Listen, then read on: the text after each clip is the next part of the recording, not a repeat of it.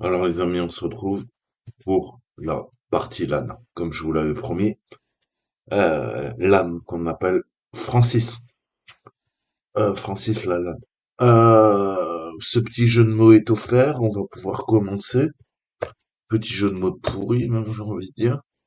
Donc, hop, hop, hop, hop. Déjà, pour vous, que ça soit bien clair, faut vraiment ayez ça en tête, ok? Full connect, donc on parle de nœuds et de branches, ok? Nœuds et les branches. Bus topologie, star en étoile, ring en anneau, tree c'est un arbre, là c'est ce qu'on appelle en mèche, ok? Très souvent c'est les mèches. Hybride topologie, hein. Pourquoi? Parce qu'on voit à la fois qu'on a du bus et on a du star, ok? Dual ring topologie, donc en fait c'est juste une double, hein. Ça va dans un sens, là ça va dans les deux sens, ok? Linéaire, ok, franchement c'est le premier qui a été inventé. Il y en a d'autres, mais on va dire que ce sont les principaux. On parle de topologie de réseau et pas de topographie. Comme je l'ai dit, topographie, ça n'a rien à voir, ce n'est pas la même matière. Donc autant pour moi, vous voyez, quand je dis des bêtises, je me corrige. Donc on va voir un peu la topologie des réseaux locaux. En fait, au fil des ans, hein, diverses conceptions de réseaux ont été expérimentées et mises en œuvre en référence à la mise en réseau. Nous nous référons en termes de topologie et pas de topographie, faites pas l'erreur. Nous faisons en réalité référence à la conception ou à l'apparence du réseau à portée de main. Examinons aussi les avantages et les inconvénients de ces topologies. Alors, je sais pas comment on va faire, je regarde un petit peu la longueur.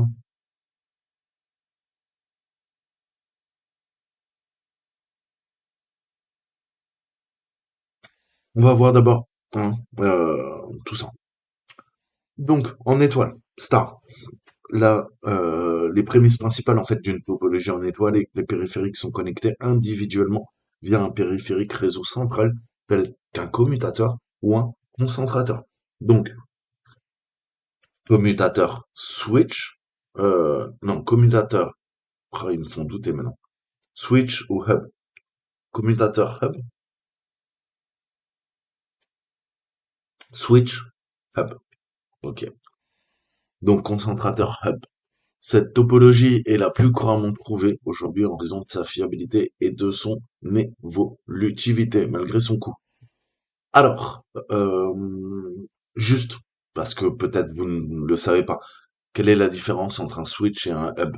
Un hub permet de relier plusieurs périphériques sur le réseau. Ok? Qu'est-ce que fait le switch?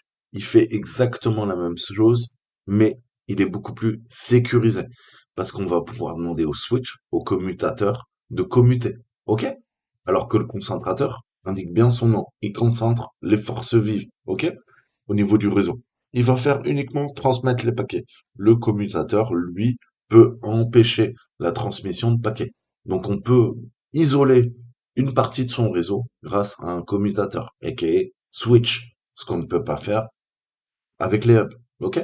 Donc les hubs sont plus anciens que les switches. Les switches sont arrivés après les hubs. Ok? En termes d'historicité. Donc toute information envoyée à un équipement de cette topologie est envoyée via l'équipement central auquel il se connecte. Examinons ci-dessous certains de ces avantages, inconvénients de cette topologie. Parce que le câblage et l'achat d'équipements en réseau dédiés sont nécessaires pour cette topologie, elle est plus chère que n'importe laquelle des autres topologies. Cependant, malgré le coût supplémentaire, elle offre des avantages significatifs. Par exemple, cette topologie est de nature beaucoup plus évolutive, ce qui signifie qu'elle est très facile d'ajouter plus de périphériques au fur et à mesure que la demande pour le réseau augmente. Très concrètement, on retrouve ça dans les grandes entreprises. OK? Dans les très grandes entreprises, dans les gros data centers. Ok? Vous la trouverez parce que, en effet, hein, c'est évolutif. Si je dois ajouter un PC, je vais l'intercaler là, je vais l'intercaler là, je vais l'intercaler là, et on va continuer.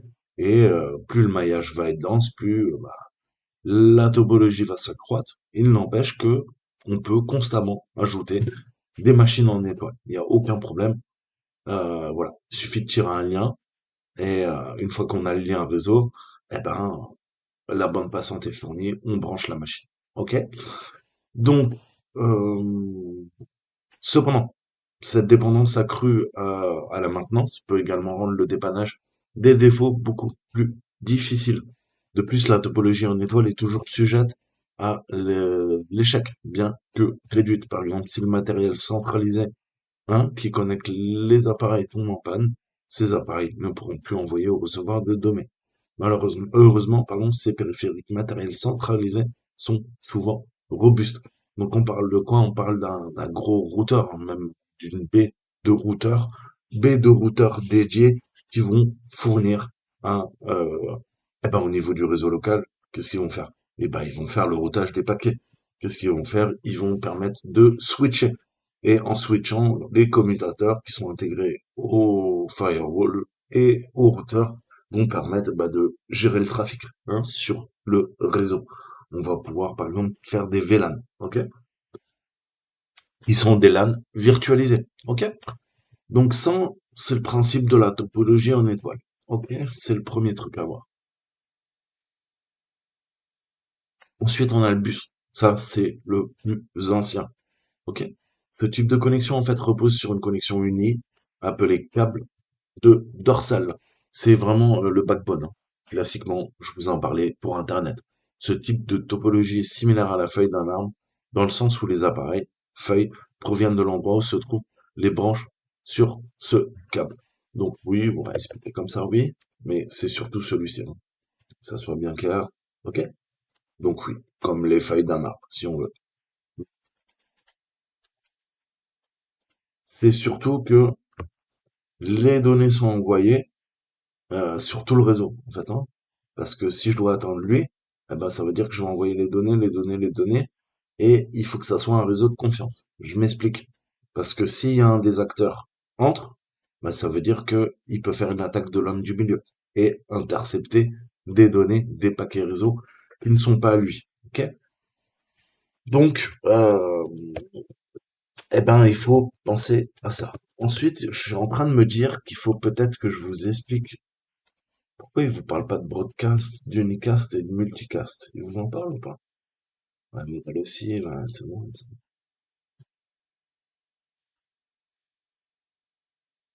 Ouais, le cours, c'est un peu de la merde.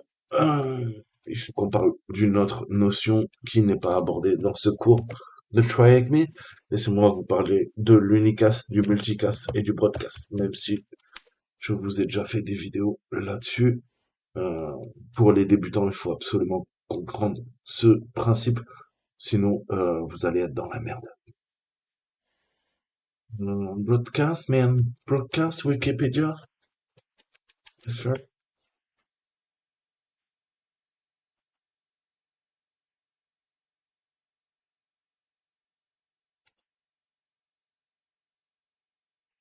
Donc, le broadcast, parce que toute communication réseau se base sur le broadcast. Le broadcast, mais également le multicast et l'unicast. Vous allez voir ça. Donc ça, c'est le principe de broadcast. En broadcast, on a quoi? Mais même, j'ai envie de dire, dans toute communication réseau, on a un émetteur, on a un récepteur. Tantôt, la machine peut être émettrice, tantôt, elle est réceptrice. Ok, c'est le principe du réseau. Donc la notion de broadcast, en fait, elle est employée par les techniciens en informatique. Ce que je suis, moi, je suis un super petit technicien en informatique et en réseau. Donc il s'agit à proprement parler de transmission ou de liaison. Le principe de base est le même que la télédiffusion, étant donné que l'on diffuse des paquets de données de nombreux clients, éventuellement sans discrimination. Ok? Au sens discrimination, c'est-à-dire qu'on ne s'intéresse pas aux acteurs, aux clients. Ok? On les envoie à tous. Les protocoles de communication réseau prévoient une méthode SAB pour diffuser des données à plusieurs machines en même temps. Ça, c'est le multicast. Au contraire d'une communication point à point. Qu'est-ce que la communication point à point? Bah, vous le savez, c'est le peer-to-peer.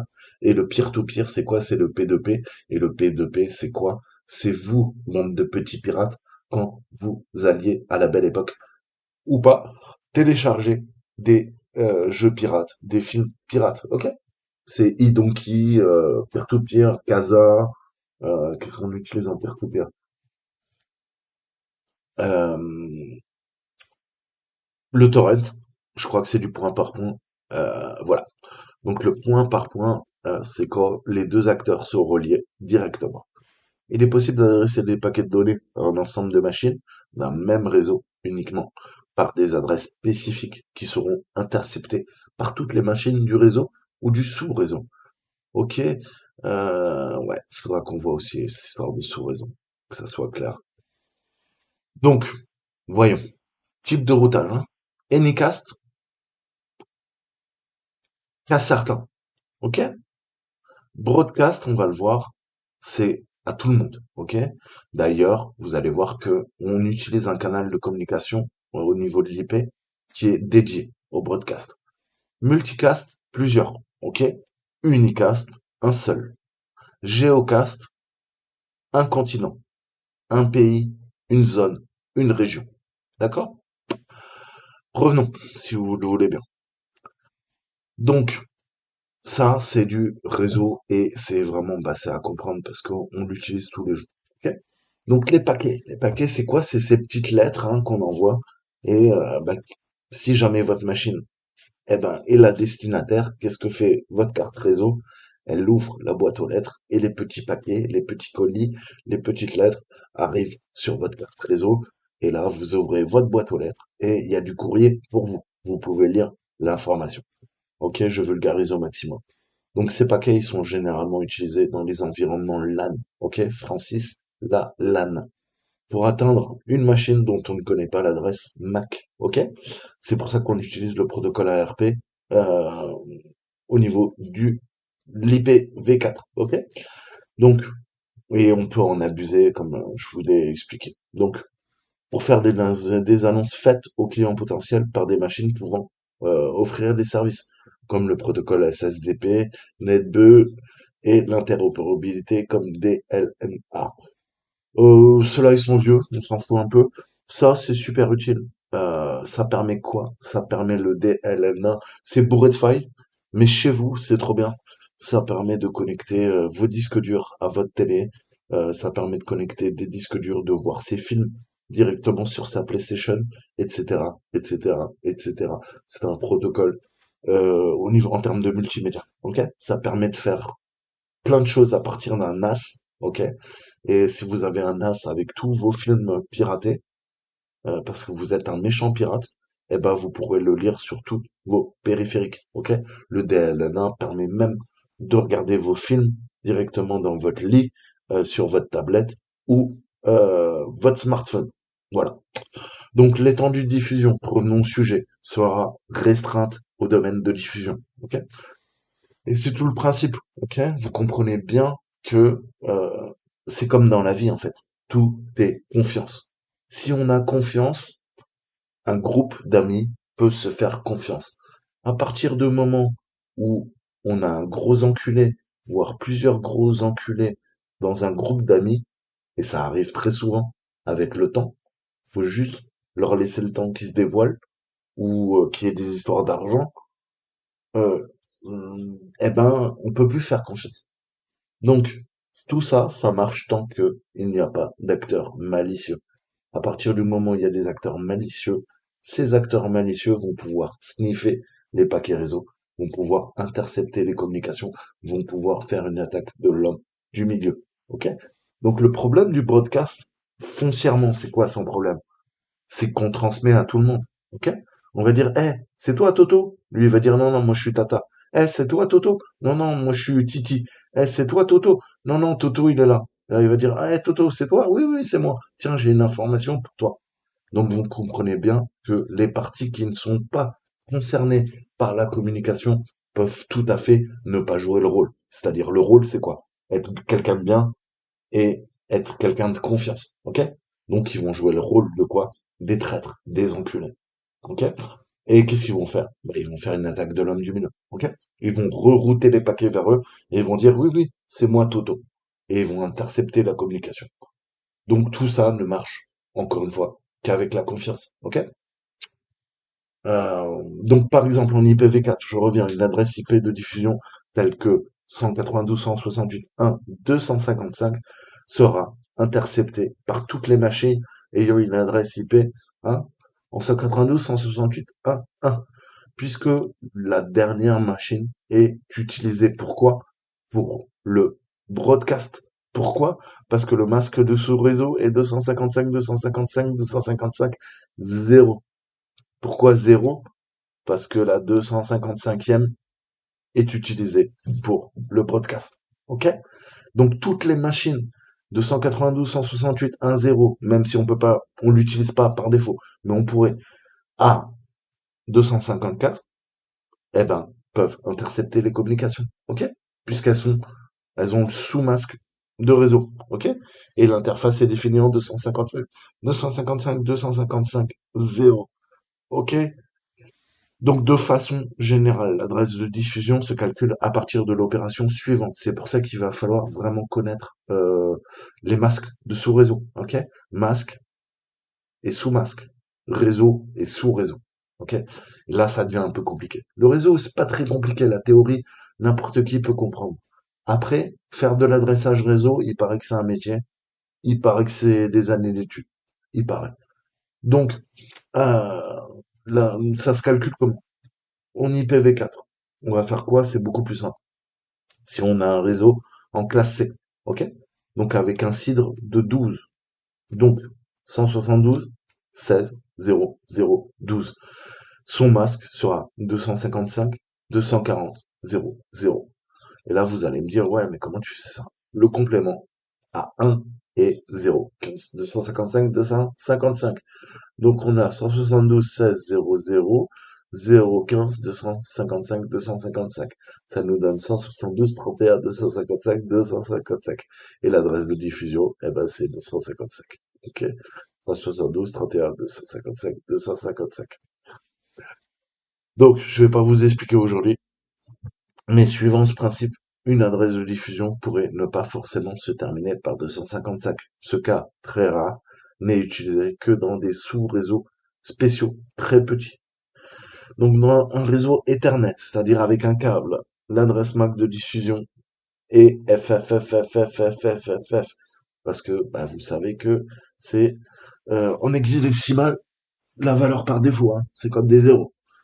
Toutes les adresses commencent par un 1 sont des adresses de diffusion. Enfin, F c'est 1 en fait, c'est pas 0, excusez-moi. 1, 1, 1.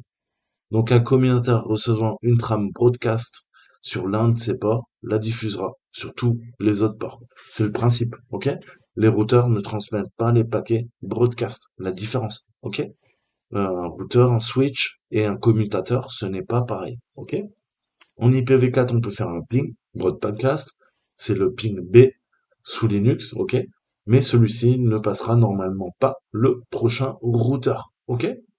Ou on peut utiliser bah, le ping sur le sous-masque. Ok? Donc, voilà. Multicast, tout ça, ça va. Vraiment. Donc, revenons à la topologie de bus. Voilà, c'est costaud, hein? Putain. Euh, Donc, les bus, nos bus, nos bus, nos bus, on a dit que c'était comme une feuille. On est d'accord? C'est exactement ce qu'on voit. On a hein, l'arbre et les feuilles. Donc ce type de connexion repose sur une connexion unique appelée câble dorsal, on l'a vu, étant donné que toutes les données sont destinées à chaque périphérique et elles voyagent le long du même câble, il est très rapidement susceptible de devenir lent et d'être un goulot d'étranglement si les périphériques de la topologie demandent simultanément des données. Ok? C'est le problème de ce type de topologie en fait. Donc ce goulot d'étranglement entraîne également un dépannage très difficile, car il devient rapidement difficile d'identifier quel appareil rencontre des problèmes avec les données voyageant, toutes sur le même itinéraire. On a un problème là, on a un problème là, on a un problème là, on a un problème là, on a un problème là, ou un problème là. C'est très très dur à dépanner. Ok? En effet, un autre inconvénient de la topologie en bus est qu'il y a peu de redondance en place en cas de panne. Ok? Puisqu'il y a un axe principal eh ben, à partir du moment où il y a un trou, eh ben, plus rien ne marche. Ok? Cet inconvénient est dû au fait qu'il existe un seul point de défaillance, c'est ça, c'est le principe du point de défaillance, le long du câble de la dorsale. On appelle ça une dorsale, backbone. Ok? En cas de rupture de câble, les appareils ne peuvent plus recevoir ou transmettre des données sur le bus. C'est ce que je vous disais. Donc, ensuite, on a la topologie nano. Comme son nom l'indique, je ne vous ferai pas de dessin. Mais on parle aussi de jetons, ce qu'on appelle un ring en anglais. Donc, ça présente certaines similitudes. Pourquoi? Parce que la topologie en anneau, c'est quoi en fait? Eh ben, c'est tout simplement cette topologie de bus. Et qu'est-ce qu'on en a fait? On l'a recourbé.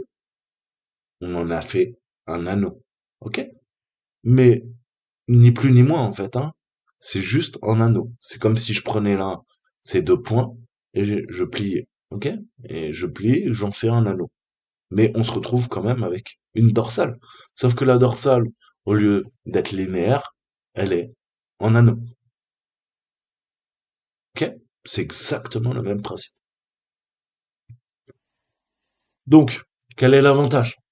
Eh ben, en fait, les appareils tels que les ordinateurs sont connectés directement les uns aux autres pour pouvoir former une boucle, ce qui signifie qu'il y a peu de câblage requis et moins de dépendance à l'égard du matériel dédié, comme dans une topologie en étoile.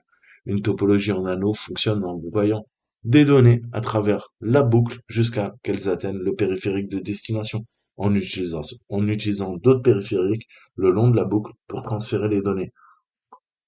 C'est intéressant, un appareil n'enverra les données reçues d'un autre appareil dans cette topologie que si il n'en a pas à s'envoyer.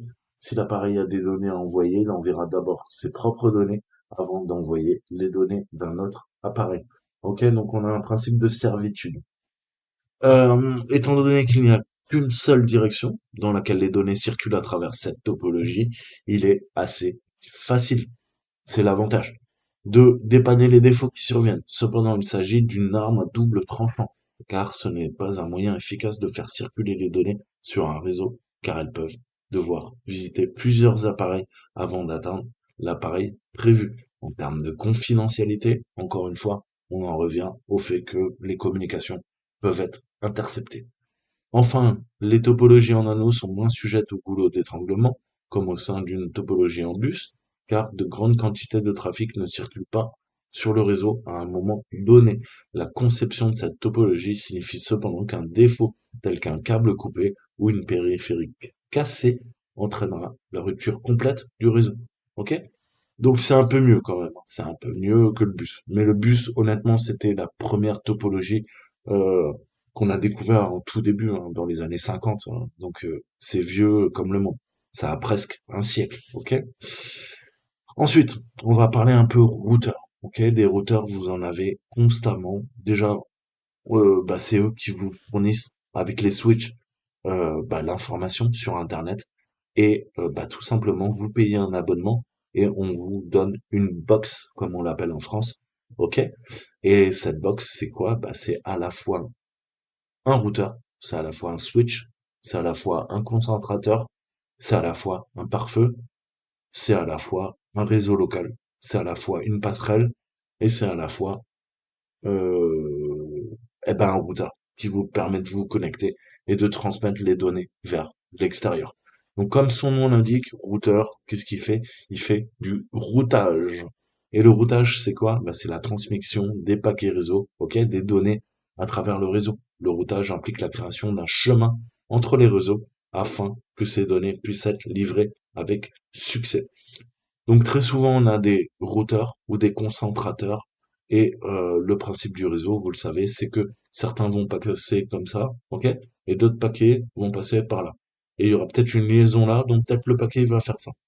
Mais si on est, comment dire, en, en TCP, ok?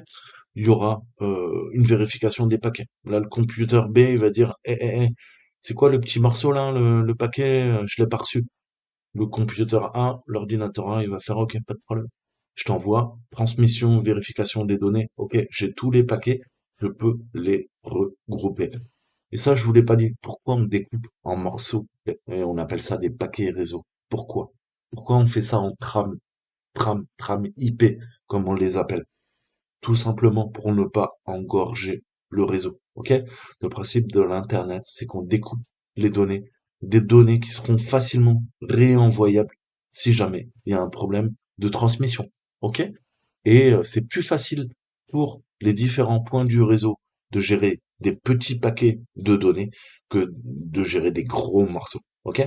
Et ça voudrait dire que si on envoyait les données sans les découper, eh ben, au cas où l'ordinateur B ne reçoit pas la communication, eh ben, l'ordinateur A est obligé de renvoyer toutes les données. Et qu'est-ce que ça ferait? Ça ferait un déni de service sur les différents points du réseau. Ça saturerait la bande passante ou les entrées et les sorties. Mais ça revient au même, le matériel devient inopérant. Ok? Il est saturé sous les communications. Donc on préfère découper les données, les communications en plein de petits bouts. Pourquoi? Parce que ça soulage le travail effectué par les concentrateurs, par les commutateurs, par les routeurs. Ok? Donc qu'est-ce qu'un commutateur? Ok? Donc les commutateurs, je retraduis, hein, c'est ce qu'on appelle un switch hein, en anglais.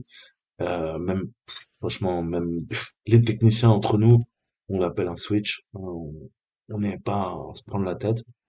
Donc, mais vous pouvez l'appeler commutateur parce que bon, voilà, on est français. Donc, c'est des périphériques dédiés au sein d'un réseau conçu pour agréger plusieurs autres périphériques tels que les ordinateurs, les imprimantes ou tout autre périphérique compatible réseau utilisant Ethernet.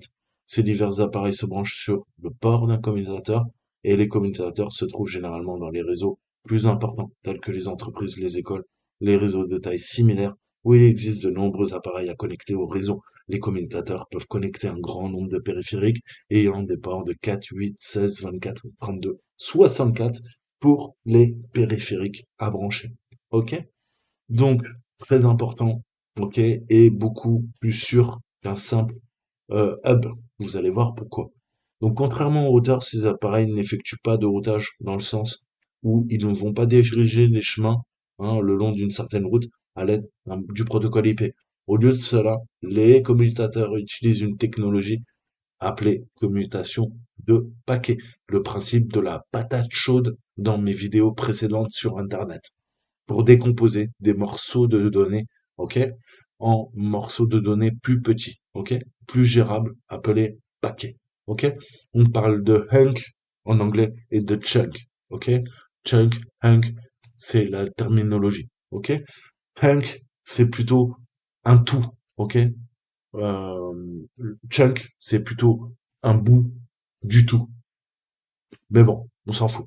Cette technologie permet l'efficacité d'un réseau, car de gros morceaux de données consomment plus de ressources, ce qui ralentit un réseau occupé. Vous voyez, je vous raconte pas des bêtises, tout le monde le sait. Ok? Donc, routeur, switch, et là, typiquement, bah, on a la société mère, ok? Une filiale, ok? Qu'est-ce qu'on a? On a un routeur principal, la société mère via le switch. Tous les salariés de la société mère peuvent, grâce au routeur, communiquer à Internet, mais aussi passer au second switch et communiquer avec sa filiale. Tous les salariés de la filiale sont gérés par un switch qui va rerouter vers le routeur principal, les connecter à Internet. Ok? Bobby peut aller travailler avec John qui est dans la filiale ou dans la maison mère. Vous m'avez compris.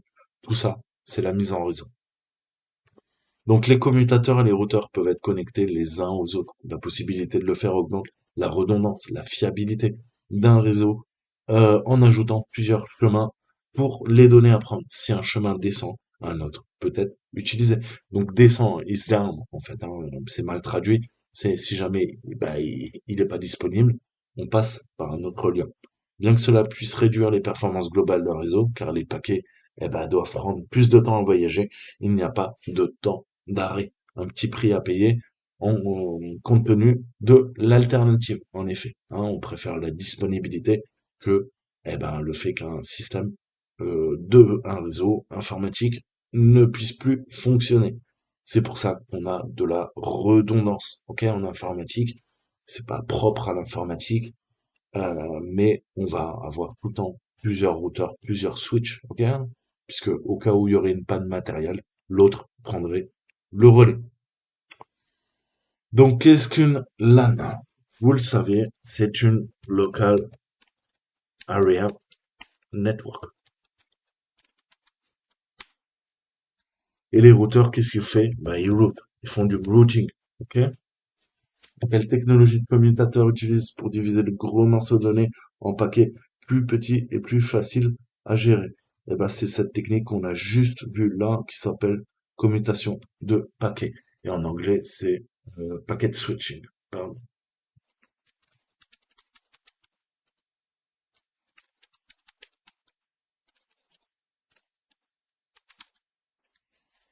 Cette topologie est pas chère. Bah, c'est le bus, hein, c'est le moins cher. Quelle topologie est très chère à mettre en place et à maintenir? C'est l'étoile. Star. C'est ça que je vous disais que c'est réservé aux grosses entreprises. Donc maintenant, on va se faire le lab et je m'arrêterai là parce que j'ai plus de voix, je suis pas encore réveillé et franchement, c'était très dur pour moi. Donc, on a vu que tous les équipements sont connectés hein, aux deux autres, en fait, hein, pour créer un cercle, en fait. Hein. On voit les données qui transitent là dans le sens horaire. OK? Donc, les données sous forme de paquets traversent, voyagent d'un équipement à un autre jusqu'à qu'ils aient atteint leur destination. OK? C'est le principe de la topologie en horizon. OK. Donc, une des failles, hein, on l'a vu, c'est que si jamais bah, il y a une rupture au niveau du lien, comme on dit en réseau, eh ben, la donnée ne peut plus passer.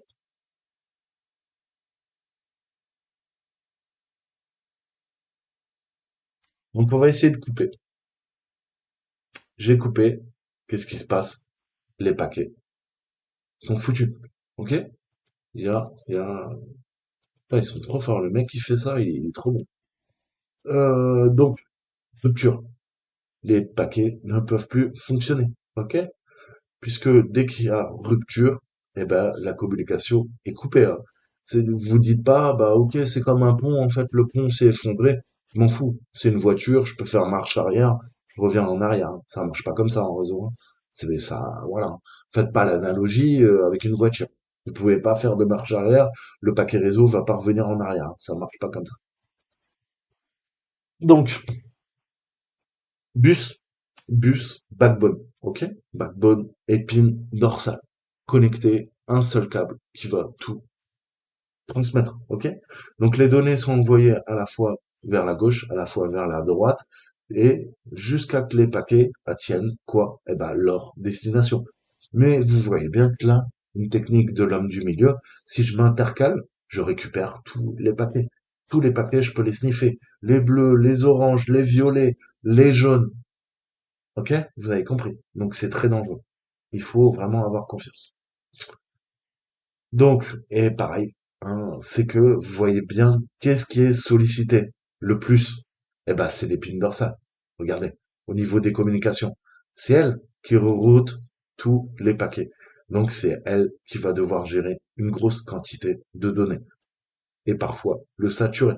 Si ces 5 ordinateurs envoient trop de données, l'épine dorsale, le backbone est saturé. OK? Donc, on va essayer d'envoyer plein de paquets et voir un petit peu si on peut le faire tomber. Bah oui, on peut le faire tomber. On va faire un déni de service. DOS. OK? Bus topologie 1, je vais l'envoyer à 5. J'en envoie. Voilà. Ça y est. Qu'est-ce que je viens de faire là? Je viens de faire du SYN flood. OK? Je viens de flooder le réseau via du SYN. Enfin, pas que, hein, mais vous pouvez. C'est une attaque. SYN flood. OK? SYN flood, c'est une attaque informatique visant à atteindre un déni de service. Elle s'applique, s'applique, pardon, dans le cadre du protocole TCP et elle consiste à envoyer une succession de requêtes SYN vers la cible. Et ben ça, je peux le faire sur le réseau, je peux le faire tomber. OK? C'est ce qu'on appelle une attaque semi-ouverte. Donc là, le réseau, il est foutu. Vous avez bien compris, c'est vraiment c'est le maillon faible. Alors, en étoile, ça c'est l'avantage, hein. Chacun ramène son câble réseau et se connecte, ok? Soit un switch, soit un hub central, éventuellement un routeur. Chaque paquet est envoyé, hein, via le switch. Ça veut dire que bah, si le switch tombe, hein, les ordinateurs ne peuvent plus communiquer. Alors, en même temps, c'est logique. Donc voyons, est-ce qu'on peut péter le switch? Bah ouais, on va lui défoncer sa gueule. Voilà. Et on lui a défoncé sa gueule. Et là, bah, il y a plus rien. OK? Donc, le point de défaillance, comme on l'appelle en réseau, le point de défaillance, c'est le point de convergence. Qu'est-ce que le point de convergence? Eh ben, c'est notre switch. Et le point de défaillance, c'est le même. Donc, ça craint. Il va falloir maintenir à tout prix le point de convergence pour qu'il n'ait pas de point de défaillance. OK? Puisque toutes les données convergent vers ce point, eh ben, il faut absolument mettre en place de la redondance parce que si jamais il y a une panne matérielle, tout s'arrête. Franchement, les gars, vous êtes trop bons. Je crois que je vous apprenais vite. Voilà. Donc c'était la première partie et bah on va voir la suite un peu après